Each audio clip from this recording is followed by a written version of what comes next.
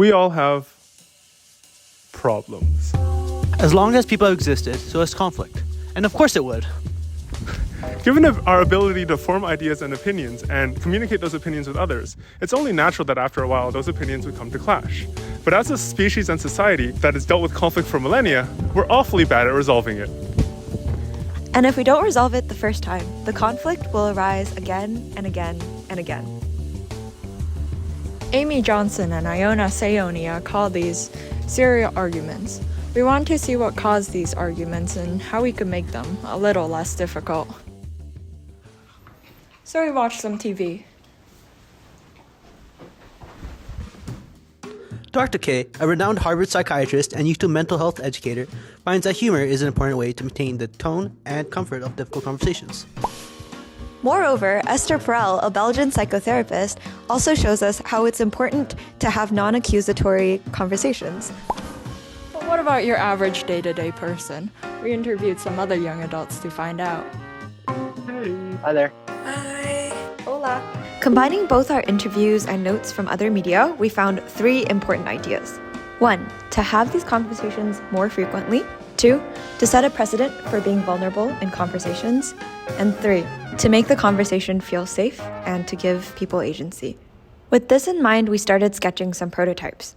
First, we had a video game, we had a Zoom call interface, and we also designed a therapist button and a card game that was on an app. After creating a survey in order to engage people's thoughts, we found that the card game was more popular. We took our quick sketch to Figma and went through several iterations using a few cognitive walkthroughs. From there, we turned our lo-fis from this to this. But how does this prototype really work? And is it uniquely addressing the needs of our users that we found from our user research?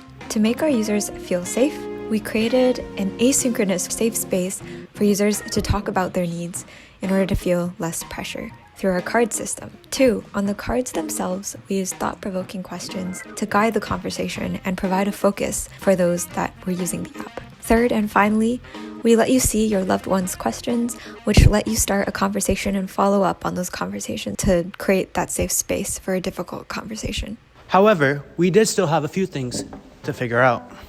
Our initial research told us that templates should help users communicate their ideas better, but it may take longer for them to shape their thoughts to fit the mold of the template. We thought there would probably be a difference. We just didn't know what yet. We also suspected that people would write much more personal cards if they're able to choose who they're sending it to first. Think, the difference between sending someone a text message and writing an email. Lastly, we thought people would want to reply more urgently if they knew the difficulty of the cards. So, we rounded up 8 university students and young adults to walk through our interface. Half of them chose who they were sending it to before writing their cards, while the other half chose after. All participants wrote both templated and blank cards, and they also chose cards with the difficulty both shown and hidden from them. We measured the time it took, counted the number of errors they made, and got them to fill out a questionnaire afterwards about the app overall. And we got this. It kind of looks like there's a difference here, but we crunched some numbers, ran ANOVA like we had 2 papers on rent due tomorrow morning, and what did we actually get? A big fat scientific goose egg. There are no significant effects on time given the types of cards or order in which the users wrote them, meaning it likely didn't matter whether or not they had a template. Kind of a bummer, right? Well, actually, in our questionnaire, 6 of 8 of our respondents preferred starting their cards with a templated cards. Since there's little difference in time between the 2 cards, the supposed benefits and user preferences means we'll keep the templates in future versions. Moreover, all of our participants agreed that the cards they wrote were more personal when they got to choose who they were sending it to first. And last but not least, 6 of 8 of our participants felt that seeing the urgency of the cards increased the urgency they felt to reply to it, but the difficulty didn't really affect the perceived importance of the cards. Our participants described previously having trouble verbalizing their thoughts, and that our app gave them a space to talk about difficult things, gave them a chance to start these hard conversations in an easier way, and helped them process their emotions and thoughts. So there we have it. Ultimately, there is no easy solution on how to confront conflict, but with our app, we think we can make the process just a little bit easier. A big thank you to our study participants and our interview subjects for letting us learn from them, to our instructor Sang-Hwa Sen and our TA Rubia Guerrera, and to you for watching.